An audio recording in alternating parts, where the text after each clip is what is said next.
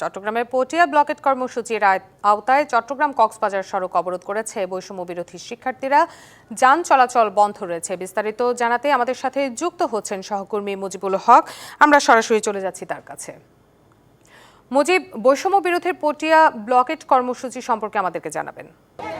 তাজনুভা, ঘটনার সূত্রপাত মূলত গতকাল রাত্রেই, এবং তারা যে কর্মসূচি দিয়েছিলেন যে আজকে সকাল থেকে ব্লকেট কর্মসূচি, প্রথমে তারা থানাও ঘেরাও করেছে। এখন তারা চট্টগ্রাম কক্সবাজার যে মহাসড়কটি রয়েছে সেটি তারা অবরোধ করেছে, এবং এখানে তারা যেটি বলবার চেষ্টা করছে, গতকালকে রাতে একজন ছাত্রলীগ নেতাকে তারা গ্রেপ্তার করে থানায় সোপর্দ করেছে, এবং সেখানে পুলিশ তাকে গ্রেপ্তার করতে অসম্মতি জানিয়েছে। সেই অভিযোগ তাদের। তবে আমরা পুলিশের পক্ষ থেকে একটা অভিযোগ পেয়েছি যে তারা সেখানে এক ধরনের মব সৃষ্টি করেছিল। শিয়া বাটার ও ভিটামিন ই সমৃদ্ধ লিলি হালাল বিউটি সোপ, তারুণ্যময় উজ্জ্বল ত্বকের জন্য।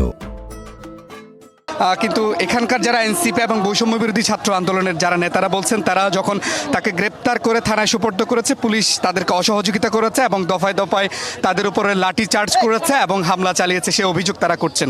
সেই অভিযোগের পরিপ্রেক্ষিতে গতকাল রাতেও তারা আসলে অবস্থান কর্মসূচি করেছিলেন। আজকে সকাল থেকেই পটিয়া থানার সামনে তারা পটিয়া থানার যিনি ওসি জায়েদ নূর, তার প্রত্যাহারের দাবিতে এবং এই ঘটনায় যে পুলিশের যে সম্পৃক্ততা সেটি বিচারের দাবিতে তারা এই মহাসড়কটি আসলে অবরোধ করেছে। এবং এই অবরোধের ফলে আমরা দেখতে পাচ্ছি চট্টগ্রাম শহর থেকে যে সমস্ত যানবাহনগুলো কক্সবাজার গামী রয়েছে এবং সেগুলো বন্ধ হয়ে গেছে। কক্সবাজার থেকে যেগুলো আসছে যানবাহন সেগুলো কিন্তু বন্ধ হয়ে গেছে। তো তারা বলছে যে তাদের যে আন্দোলন সেটি তারা চালিয়ে যাবেন।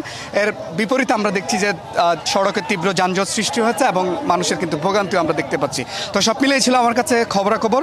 পরবর্তীতে নিশ্চয়ই তারা কি দাবি জানাচ্ছেন, তাদের আন্দোলন কতটুকুন চলবে, সেই খবর তাদের মাধ্যমে নিশ্চয়ই পরবর্তীতে জানাতে পারবো। মুজিব, ধন্যবাদ জানাচ্ছি আপনাকে।